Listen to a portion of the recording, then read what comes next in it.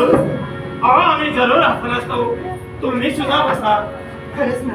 काय पुनवेचा चंद्रमा आपल्या वेळोगोदर स्थितीच्यावर आला म्हणावा.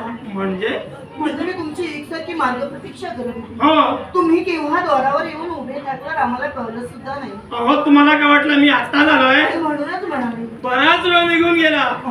इथं दिसतच मी उभा राहिलो. पण का उभा राहिलो? पहा ना. हा म्हणजे कसं पुष्पाने सजवला गेला. हो. या घोड्यात नव्हे तर अत्तरांचे कारंजे जणू काही